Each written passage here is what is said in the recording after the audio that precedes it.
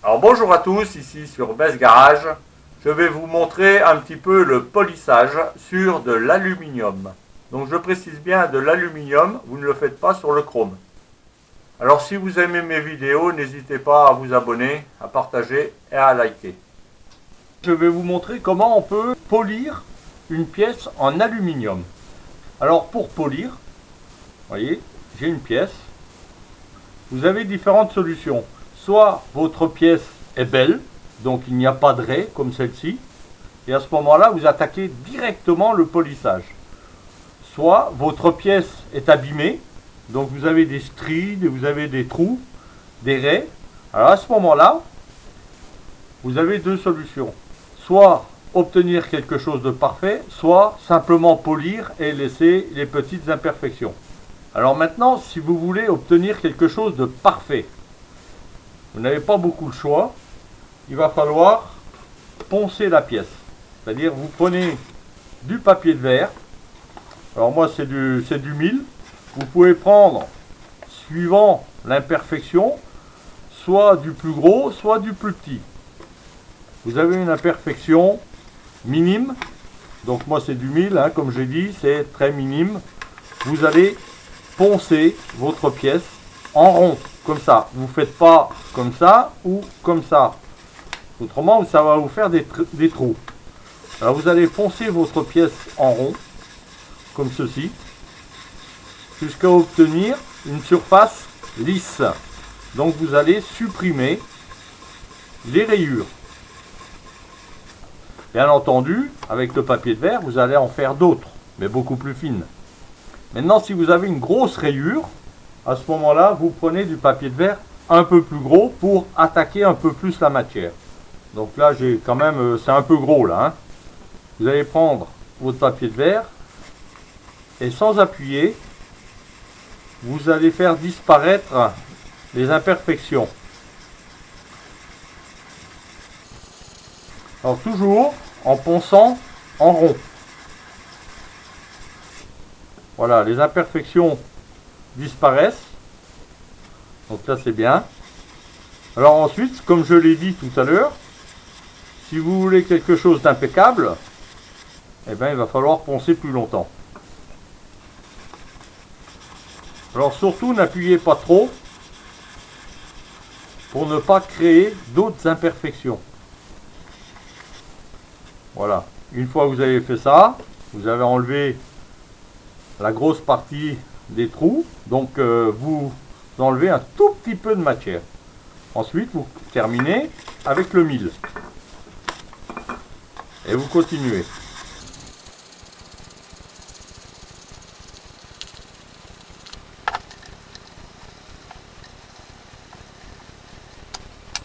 Voilà, une fois que vous avez passé le 1000, bon, vous avez toujours des imperfections, c'est normal. Il va falloir enlever ces micro-rayures. Alors pour ça, vous avez plusieurs solutions. Soit vous allez dans le commerce et vous achetez les petits kits, comme ceci. Alors c'est vraiment des petits kits. Bon, les miens sont usés. Ça coûte entre 7 et 10 euros. Vous avez 3 disques avec de la pâte. Vous achetez les petits kits, ils sont très bien pour faire des petites pièces. Pour faire juste un tube comme ça, un fourreau de fourche. Ça suffit largement.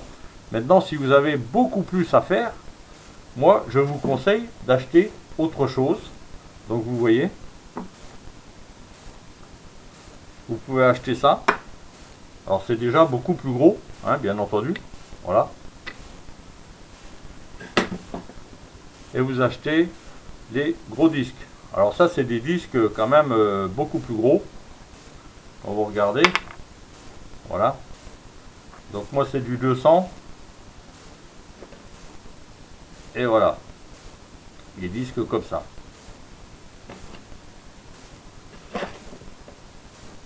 Donc ça c'est des pains de 800 grammes. Hein. Vous avez également pour polir cette petite pâte qui va très bien.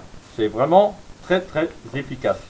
Mais seulement ça va vous enlever les micro-imperfections. Donc si vous avez de grosses imperfections, disons des des micro-imperfections, voilà, comme ceci, vous allez utiliser ce tampon-là. C'est pas du tampon Jex, c'est une sorte de tampon Jex, un peu épais, que vous allez utiliser directement sur la matière. Donc ça va vous faire des micro-rayures également. Donc vous l'utilisez toujours pareil, en tournant. Donc ça vous fait des micro-rayures en rond. Vous l'utilisez avec la pâte. Une fois que vous avez utilisé ça, vous avez un deuxième tampon Jex qui est de couleur vert. Donc ça c'est pour la finition avec la pâte. Et vous allez continuer comme ceci. Et là, on va obtenir quelque chose de très brillant. Vous voyez, même sans pâte, ça commence déjà à briller. Regardez. Bon, j'ai pas beaucoup insisté, j'ai pas mis de pâte. Voilà.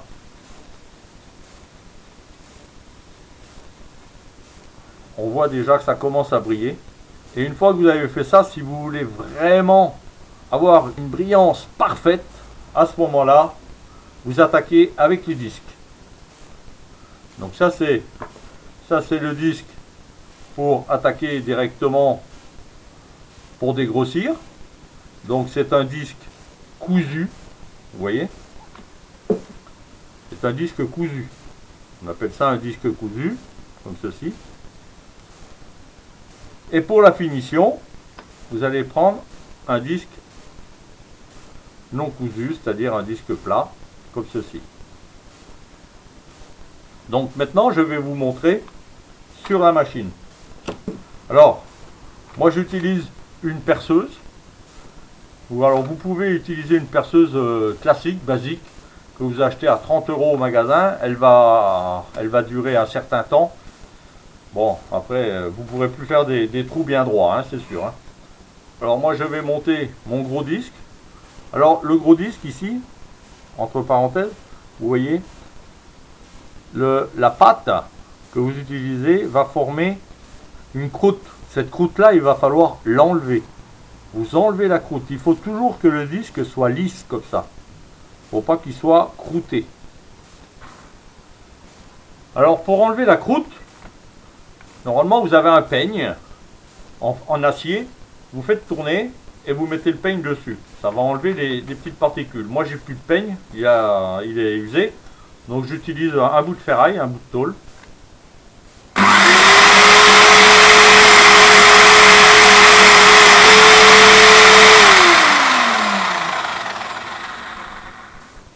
Voilà, vous voyez, il est tout de suite plus beau. Là ça va. Alors maintenant pour dégrossir, avec ce disque là, le disque cousu, on utilise le pain marron. Donc maintenant je vais vous montrer ce que ça fait sur la pièce.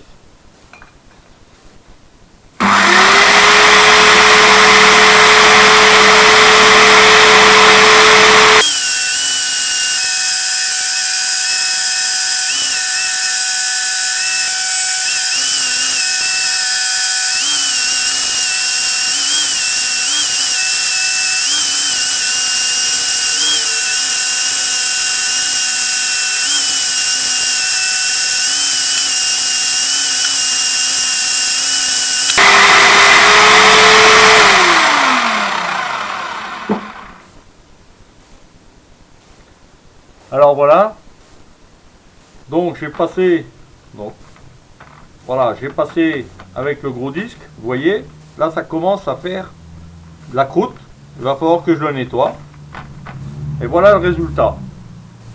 Bon, je ne sais pas si on voit bien, alors j'ai pas tout fait bien entendu, hein, pour vous montrer, voilà le résultat, donc j'ai fait ici, et je me suis arrêté là, hein. Donc on voit quand même la différence entre les deux. Et ce n'est que le premier disque. C'est pour dégrossir. Maintenant je vais nettoyer mon disque et je vais faire ce côté-là avec le disque là.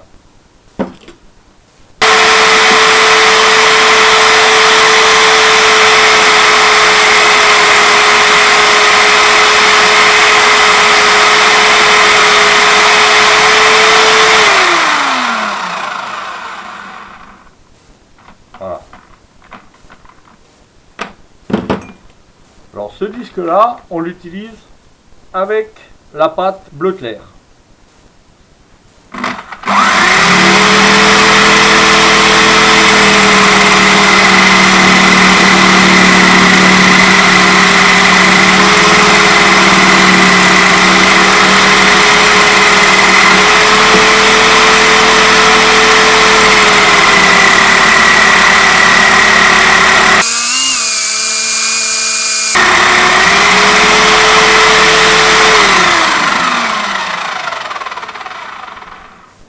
Voilà, donc j'ai fait juste ici. On voit quand même la différence, hein. Après, une fois que vous avez fait votre pièce complète, vous pouvez la terminer encore mieux avec cette pâte-là et un chiffon propre. Pas un chiffon comme ça, un chiffon propre. Doux et propre. Et là, vous le faites à la main et vous allez obtenir quelque chose de magnifique. Alors maintenant, je vais faire ma pièce complète et je vais vous montrer le résultat final. Alors voilà la pièce terminée avec le deuxième disque. Maintenant je vais la terminer, je vais finir avec celle-là. Alors vous pouvez prendre celle-là ou donc vous pouvez utiliser du Belgum aluminium vraiment pour la finition. Une fois que vous avez tout terminé, vous terminez avec ça et ça va briller. Voilà. Voilà ce que ça donne. Bon, moi j'ai les gants un peu gras, donc ça fait des marques. Mais c'est quand même un très beau résultat. Voilà. Donc, quand vous allez polir vos pièces, ne faites pas ça dans la cuisine ou la salle à manger. Regardez, je vais vous montrer un petit peu le résultat ici. Vous voyez? Ça fait de la poussière. C'est dégueulasse. J'espère vous avoir montré un petit peu comment on faisait pour polir les pièces. Bien entendu, il y a peut-être d'autres moyens, il y a peut-être d'autres solutions qui sont bien meilleures, je ne sais pas. Pour moi qui suis un particulier, je ne suis pas un professionnel, j'obtiens de très bons résultats. Voilà, donc maintenant je vous laisse polir vos pièces vous-même. Et je vous dis à la prochaine. Si vous avez aimé mes vidéos, n'hésitez pas à vous abonner, à partager, à liker. À la prochaine.